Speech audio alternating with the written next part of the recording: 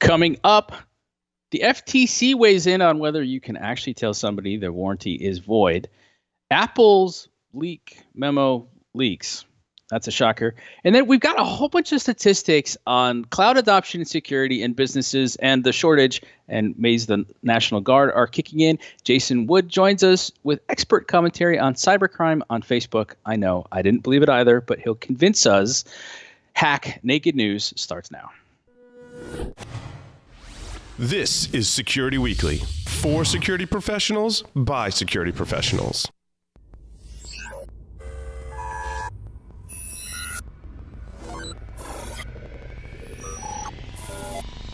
Broadcasting live from G-Unit Studios in Rhode Island, it's the show that brings you the security news each week. And despite popular belief, we do wear pants. It's Hack Naked News. The breach was huge news at the time. Linux monitoring tool. List of affected devices. You can check out the link in the show notes. Ars Technica is reporting that hackers have cracked the Nintendo Switch this week. Tracking people's locations and stuff like that. Figuring out where the military bases are by the United States of America. It's kind of interesting. And not just the United States of America, as it turns out. Do you have a website, an external presence, employees, an office? Any of these things can be compromised and attacked. How are you defending your assets? Have you penetration tested your public assets? Start 2018 by taking a proactive approach to securing your vulnerable areas. Black Hills Information Security has been helping companies find their weaknesses since 2008. Email consulting at blackhillsinfosec.com and see how they can help you sleep better at night. Hey, everybody, and welcome. Hack Naked News. It's number 169, recorded live. It's Tuesday, April 17th, 2018. Live feed coming out of G-Unit Studios in Rhode Island. I'm here in Myrtle Beach, and I'm going to give you some of the headlines that I've seen happening for the week. But first, two quick announcements. First, our friends at itpro.tv. Go to itpro.tv/securityweekly. Use the code SECWeekly30. It's in our show notes. You get to try it free for 7 days. And then you get 30% off your monthly subscription for the lifetime of your active subscription. It's a great opportunity. It's a great deal. We've talked about them a lot, and I love the stuff that they do in the way that they're able to help us level up our careers and do better with it. You can also check out our on-demand material. So this is something new that we've added in this year, and I'm personally interested in your feedback. I want to know what you're trying, what you're thinking, what you'd like to see. We've got some different stuff in there that you can go check out, including some of the webcasts that have already happened, as well as some specific stuff, securityweekly.com/on-demand. All right, so I've tried to tie together a little bit of a narrative for today's, but it's a little tougher than usual. So I picked out some stuff I thought was interesting. The FTC says the warranty void if removed stickers are not legal. Actually, the headline uses slightly more colorful language, but here's what it comes down to. There's a thing called the Magnuson-Moss Warranty Act. If you're a car person, you're already familiar with it. It says if you bolt on something to your car and something goes wrong with it, the car dealership can't say, "Oh, hold on, you tried to fix it yourself. You did your own oil change. You can't do that." And it's always been unclear, or it's felt unclear, whether the same thing held for consumer electronic devices and other types of things. And the FTC weighed in over the last couple of days and said, yep, nope, anything over $15, anything consumer-oriented, $15 or more, this counts.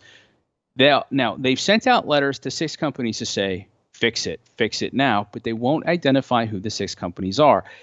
Speculation is it probably includes Sony, probably includes Microsoft, might include some other companies that are happy to put the stickers on the back to tell you can only use specified parts or specified ways in order to get it fixed, like something Apple tends to do a lot. Speaking of Apple, I feel like it's Monty Python. If you ever watched the Holy Grail in the whole intro sequence there, the leak about the leakers has been leaked, and they'll be dealt with accordingly. But it's interesting because under the guise of security, Apple said, whoa, secrecy matters to us, and stop getting played by reporters. They're usually bright sunshine on the outside, and apparently on the inside, they could be a little venomous and dark. And they basically told people, stop talking, stop stealing, stop doing all this bad stuff. Now, what's interesting is when you read it in the media, people say, well, it's just because they don't want someone else to get the scoop.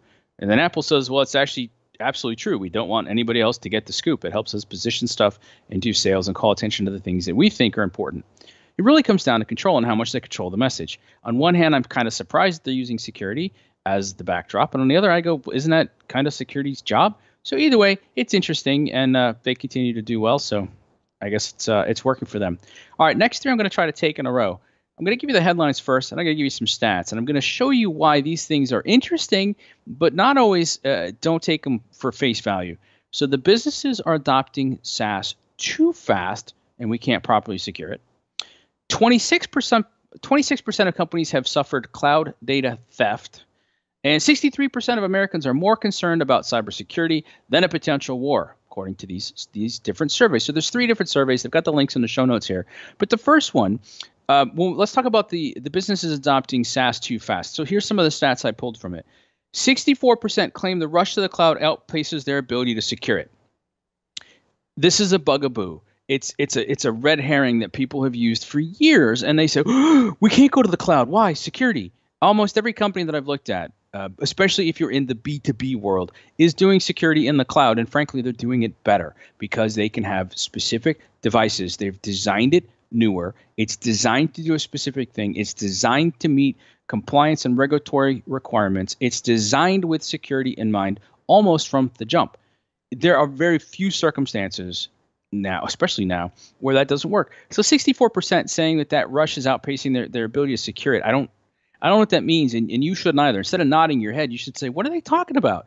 But this is what I think is more interesting. 99% point out that, yeah, you know what? It allows remote work. So SaaS is good for us. And 82% said, oh, and the company stuff blocks me. So I've turned off the company's security and I bypassed the VPN and I do it on my own. That to me is more interesting because people are going to keep trying to do their jobs and they're going to keep looking for ways to do their jobs more efficiently. Now, when we also look deeper into this, it said 91% of the people said that the security policies need to improve. That to me almost signals the rise of shadow IT again. In other words, security doesn't understand the business, is too restrictive, can't let me do the stuff I want, so I'll either turn it off or go around it. Now, when we look at this other one, talking about 26% of companies suffering cloud data theft, 97% of the companies surveyed, and it was a pretty big survey, said, yeah, we use them, and 83% said that they store sensitive data in the cloud, but only 69% trust the public cloud to keep the data secure. Now, I've talked to some of these companies. Talking about their security and what level they protect it are 2 different issues, and some of the companies are fairly lackadaisical in terms of the security that they provide because that's not the business that they're in, or they're consumer oriented, but businesses are using them, which is a different case. The thing is, 69% are trusting it. I didn't read that as a negative. I read that as almost 70%, more than 2/3 of people trust it. I don't know if that's good or bad, but it's certainly interesting. But then they go on in this particular one, and they say 83% report at least one incident. And the incidents include things like lack of data visibility, theft, lack of control over access control, and shadow IT. That means somebody else in your company was able to set up the account without you. In fact, that one got 23% reported that as a problem. I'm not sure I consider that a security incident per se, but it's certainly interesting.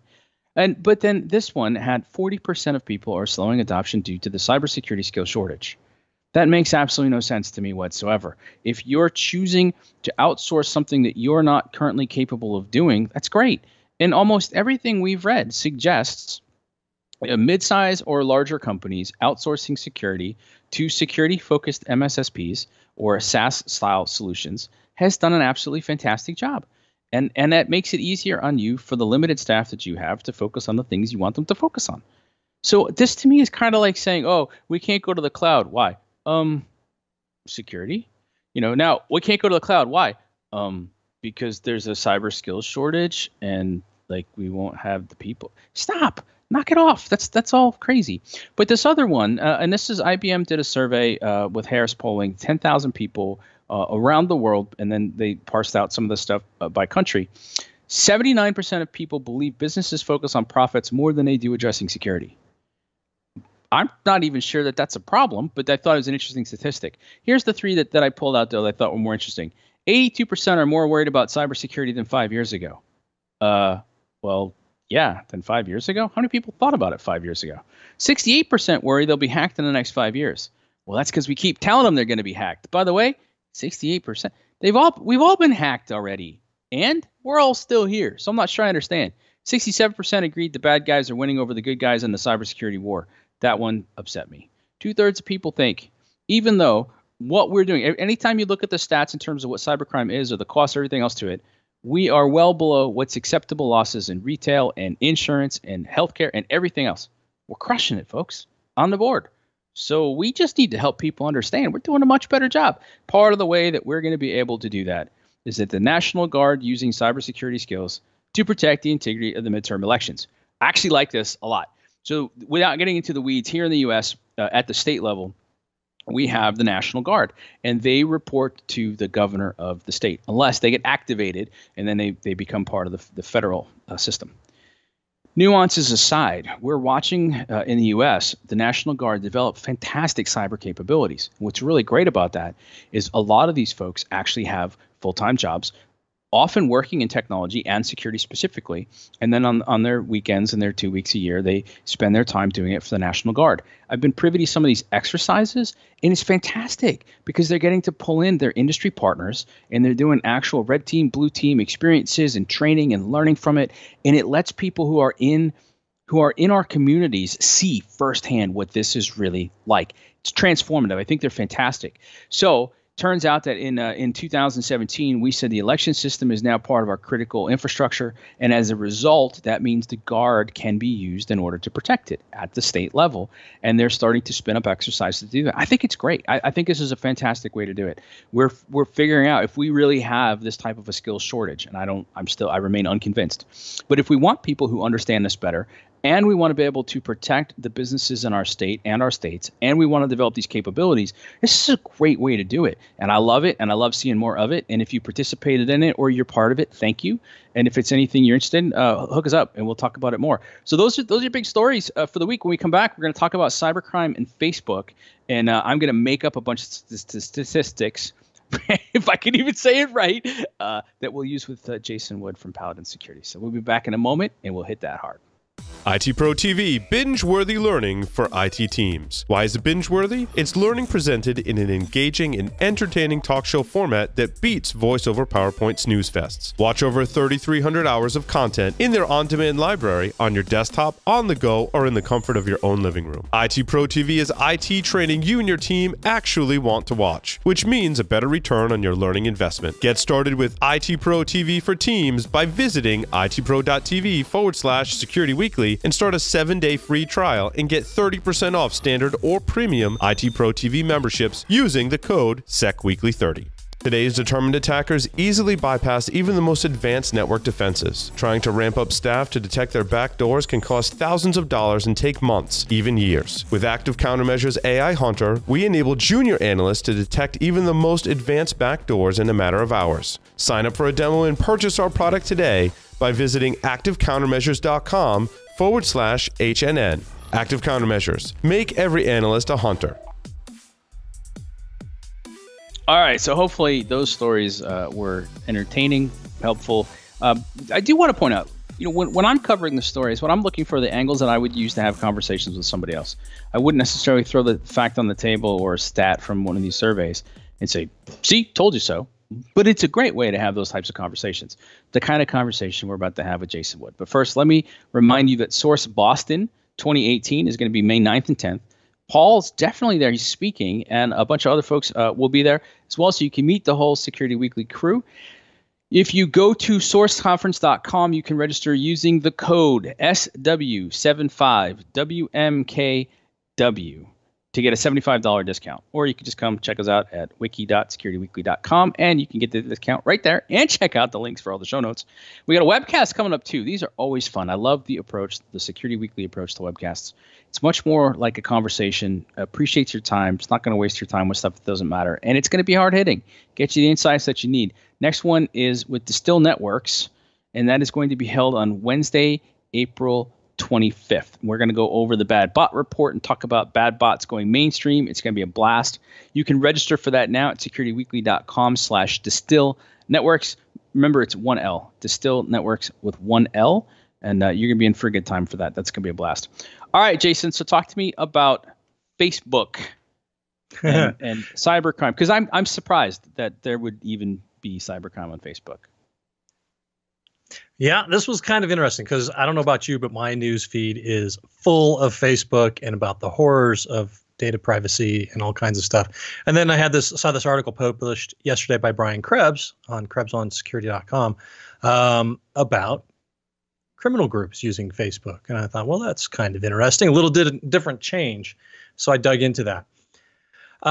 So yeah, there are, they talk about cybercrime groups on Facebook, and what it boils down to is Facebook has this platform out there where you can post stuff and interact with other people and create groups and get, whatever word out you're trying to do. Well, it apparently isn't limited to those who are working with legal activities. Brian documented a number of groups that he ran across with a whopping 2 hours of just searching around on Facebook for things like carding and Trojans and DDoS or whatnot, and came up with 116 groups, which he published in a spreadsheet. With the age of each of these groups, kind of averaged it out a little bit there to see what the average age of these groups were, and totaled up the number of members of these 116 groups, which came out to 300,000 members totaled up between them. So you sit there and think, okay, well, what kind of cybercrime are we talking about here? That's kind of a fun term. According to his spreadsheet, as I was looking through it, we were looking at spam services being sold. He calls it hacking. I'm going to call that like malicious type of hacking instead of like pen testing or anything like that. But where you're paying somebody to break into somebody's environment for you. Carding, 419 scams, tax refund scams, account takeovers, DDoS, botnet, I guess access and to a botnet as well as building your own. Which they would look at and think was probably still the person who's building the botnet for you, their botnet, because I don't think they'll give up total control over that, and some more. The average age of these groups was about 2 years old. These groups have been hanging around there for a little while. The oldest one was 9 years old, and it went by a very camouflage or stealthy name called Botnet and SourceBot and Trojan and Keylogger. So, and all spelled right. So basically SEO is more important to them than avoidance. Pretty much, yeah. They made no effort to avoid detection whatsoever. Brian makes it really clear he didn't try any misspellings or anything like that to come up with this list. This was just, let's just search for carding and see what we get for groups. Oh, look, that looks dodgy. They're selling bank cards. Okay, we'll mark that one down.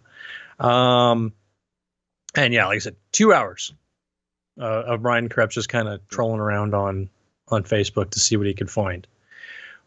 Brian, being the nice guy he is, before he publishes this, he goes out and says, "Hey, Facebook, I think you have a problem. You might ought to look at this." And he received this response. And I'll go ahead and just read this. This is straight from his article on KrebsOnSecurity.com. "We thank Mr. Krebs for bringing these groups to our attention. We removed them as soon as we investigated," said Pete Voss, Facebook's communication director. "We investigated these groups as soon as we were aware of the report, and once we confirmed that they had violated our community standards, we disabled them and removed the group admins. We encourage our community to report anything they see that they don't think should be in Facebook so that we can take swift action." Now, this quote, you're like, okay, that's very nice. You thanked Brian for what he did, and you took action on it. That's lovely. But what I took away from that really is, as Brian is documenting how well these guys were trying to hide, and this response, Facebook isn't looking for it. They set up this platform. They allow us to share information. They allow us to interact with other people, to invite people to become part of our groups and things like that. And, they have kind of a vested interest in getting people to interact because, well, the data we provide as we have become intimately aware, more aware in the last few weeks, is, they sell that data. And so, if they start locking people out on a regular basis, they limit the data they collect. Now you can look at it and say, well, I mean, this is obviously criminal stuff, by my distributed denial of service attack service. That's, pretty clear. The only people that are going to be in fan of that are the people who are selling it or the people who are buying it. Everybody else would agree that this is illegal and a bad thing. But, they obviously haven't put a ton of effort into this. Really what they're saying is, hey, you guys are using the platform. If you see something, say something. Report it to us. Right. you are our detection and monitoring system, as well as our revenue stream. So I thought that was surprised that these groups don't report each other more often, right? You would think, right? Here's these other 10 carding groups. Let me nail them and get them off of here. Yeah, it improves my SEO. More people come to me. It's a better way to do business. I think you've raised an interesting point, though, right? What have we said about Facebook and the like for years? If you're not paying for the product, congratulations, you're the product. And I will tell you what kind of goes through my mind listening to this is, I wonder if Facebook actually identified those groups and uses it as some sort of like honeypot mechanism to better understand some of the movements and actions that these criminal type groups have to intercept Facebook related stuff before it becomes a problem. Facebook's talked about years before about having budget to go under the black market and buy password dumps and all sorts of stuff ahead of time.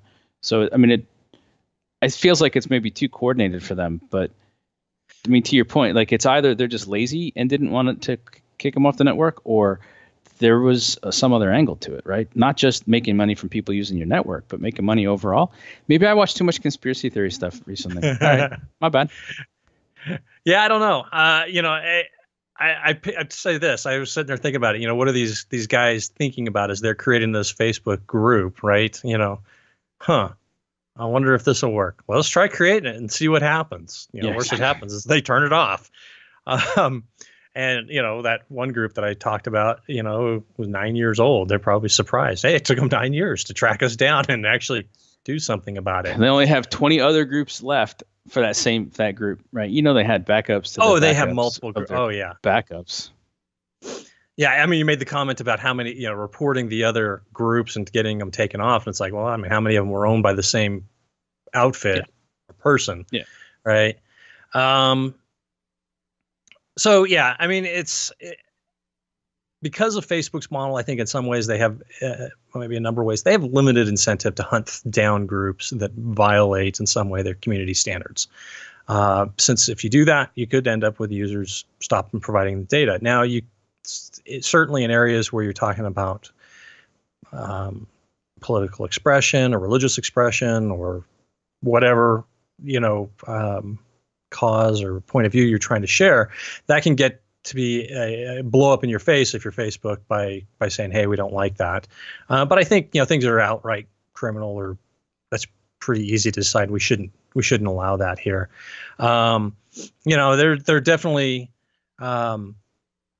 I think some things that Facebook can do to respond to this better. And, I keep saying Facebook here, but, there are lots of platforms where people go in and share data, and that data gets resold and stuff like that to other companies. This is not limited just to Facebook. I suspect you'll find that this will occur on other platforms.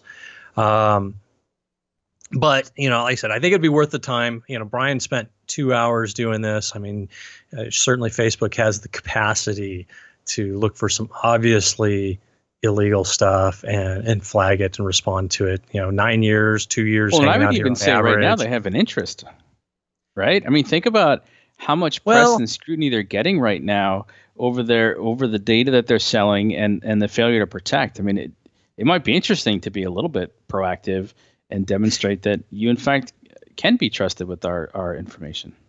So I thought about that, and that crossed my mind, and you go back to that, was it 67% to agree the bad guys are winning over in the cybersecurity war or whatever it is, right? People are concerned about it, but what to get people really get upset and fired up about? It's not this sort of thing. Right. And I suspect it just, they could get some kudos for it, but it's probably not much bang for their buck in some ways if you're looking at it for press. Whereas there are certainly other things that are much higher profile, much more controversial, that that maybe would be more useful for them in that regard. But certainly, if I had a platform myself, it wouldn't. I mean, like I said, Brian spent a couple hours dinking around with this. You build some stuff, a little bit of logic, do some reports, catch the easy stuff. No, you're not going to catch everything, but you can reduce some of the problems. Catch some of the overt stuff, and get some of these guys out of here. I mean, it kind of blows me away that I can go onto Facebook and find a group about buying fake credit cards and, sign up. And so you got your afternoon with it. plans all set out. Is what you're saying? I do actually. Yeah. Once we get wrapped up here, pennies on the dollar here at this point, right? To get access to some bad credit cards. Regardless, kudos to Brian Krebs for tracing this down, reporting it, and essentially getting them off of Facebook. I don't think any of our listeners here would be sympathetic to these individuals running these groups, and we're happy to see them go. No, I mean, I think you raise an interesting point too, in terms of, what do we expect from the companies that purvey services, whether we're the product or we're paying for the product, and then those of us that have the job of defending it. I doubt there's a lot of people sitting there at Facebook right now going, well, yeah, with my spare time, I'd get right on that. I mean, things are busy and there's priorities. It's going to be interesting the way that we look at all of it. And that's another Hack Naked News in the book. It's episode 169, April 17th, 2018. And since we talked about Facebook, remember, you can find us at facebook.com/securityweekly. You can give us a like because that helps our egos and we feel better.